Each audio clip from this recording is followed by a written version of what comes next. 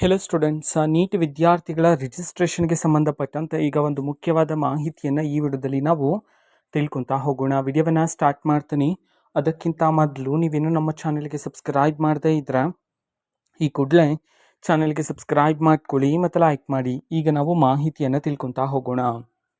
ಹೌದು, ಈಗ ನೀಟ್ ವಿದ್ಯಾರ್ಥಿಗಳ ರಿಜಿಸ್ಟ್ರೇಷನ್ಗೆ ಸಂಬಂಧಪಟ್ಟಂತೆ ಈಗ ನಾವು ಮಾಹಿತಿಯನ್ನು ತಿಳ್ಕೊತಾ ಹೋಗೋಣ. ಹೌದು, ಈಗ ವಿದ್ಯಾರ್ಥಿಗಳು ಕೌನ್ಸಿಲಿಂಗಲ್ಲಿ ಪಾರ್ಟಿಸಿಪೇಟ್ ಮಾಡಬೇಕಂತಂದ್ರೆ ಈ ಕೌನ್ಸಿಲಿಂಗಲ್ಲಿ ಪಾರ್ಟಿಸಿಪೇಟ್ ಮಾಡೋದಕ್ಕೆ ಮೊದಲಿಗೆ ರಿಜಿಸ್ಟ್ರೇಷನ್ ಆಗಬೇಕಾಗಿರುತ್ತೆ. ಅದಾದ ನಂತರ ವೆರಿಫಿಕೇಷನ್ ಸ್ಲಿಪ್ಪು ಇದನ್ನೆಲ್ಲ ಪಡ್ಕೋಬೇಕಾಗಿರುತ್ತೆ. ಹಾಗಿದ್ರೆ ವಿದ್ಯಾರ್ಥಿಗಳಿಗೆ ರಿಸಲ್ಟ್ ಅನೌನ್ಸ್ ಆದ ನಂತರ ನೆಕ್ಸ್ಟ್ ಏನಾದರೂ ರಿಜಿಸ್ಟ್ರೇಷನ್ ಪ್ರೊಸೆಸ್ ಸ್ಟಾರ್ಟ್ ಮಾಡ್ತಾರಾ ಅಥವಾ ಈಗಲೇ ಮಾಡ್ತಾರಾ ಅಥವಾ ಈ ಹಿಂದೆ ಮಾಡಿದ್ರಾ ಅನ್ನೋದನ್ನು ನೋಡೋದಾದ್ರೆ, ಮೊದಲಿಗೆ ನೀಟ್ ವಿದ್ಯಾರ್ಥಿಗಳಿಗೆ ಎಕ್ಸಾಮ್ ಮಾಡೋದಲ್ಲ, ಎಕ್ಸಾಮ್ ಆದ ಬಳಿಕ ಸ್ಟಾರ್ಟ್ ಮಾಡಿದ್ರು ರಿಜಿಸ್ಟ್ರೇಷನ್ ಪ್ರೊಸೆಸನ್ನು.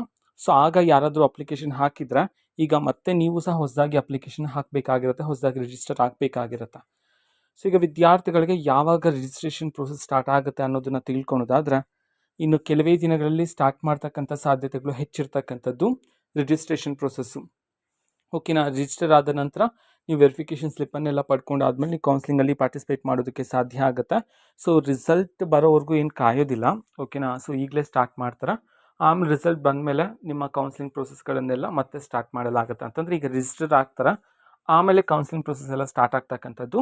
ಒಟ್ಟಾರೆ ತಿಳ್ಕೊಳೋದಾದ್ರೆ ರಿಜಿಸ್ಟ್ರೇಷನ್ ಪ್ರೊಸೆಸ್ಸು ರಿಸಲ್ಟ್ಗೂ ಮುಂಚೆನೇ ಸ್ಟಾರ್ಟ್ ಮಾಡ್ತಾರೆ, ಎಕ್ಸಾಮ್ನ ರಿಸಲ್ಟ್ಗೂ ಮುಂಚೆ. ಅದಾದಮೇಲೆ ವಿದ್ಯಾರ್ಥಿಗಳಿಗೆ ಕೌನ್ಸಿಲಿಂಗ್ ಪ್ರೊಸೆಸ್ ಅನ್ನೋದು ಇರತಕ್ಕಂಥದ್ದು. ಸೊ ಇದು ಇವತ್ತಿನ ಒಂದು ವಿಡಿಯೋದ ಈ ರೀತಿ ಇನ್ನು ಹಲವಾರು ಯೋಜನೆಗಳಿಗೆ ಸಂಬಂಧಪಟ್ಟಂತೆ ಮಾಹಿತಿ ಬಂದ ನಂತರ ಆದಷ್ಟು ಬೇಗ ನಾನು ನಿಮಗೆ ಇನ್ಫಾರ್ಮೇಷನನ್ನು ತಿಳಿಸ್ತೀನಿ. ಅದಕ್ಕೋಸ್ಕರ ಚಾನೆಲ್ಗೆ ಸಬ್ಸ್ಕ್ರೈಬ್ ಮಾಡ್ಕೊಳ್ಳಿ ಮತ್ತು ಮಾಹಿತಿ ಇಷ್ಟ ಆಗಿದ್ರೆ ನಿಮ್ಮ ಫ್ರೆಂಡ್ಸ್ ಆ್ಯಂಡ್ ಫ್ಯಾಮಿಲಿ ಮೆಂಬರ್ಸ್ಗೂ ಸಹ ವಿಡಿಯೋವನ್ನು ಶೇರ್ ಮಾಡಿ, ಜೊತೆಗೆ ಚಾನೆಲ್ಗೆ ಸಬ್ಸ್ಕ್ರೈಬ್ ಮಾಡಿಕೊಂಡು ಸಪೋರ್ಟ್ ಮಾಡಿ. So thank you, bye.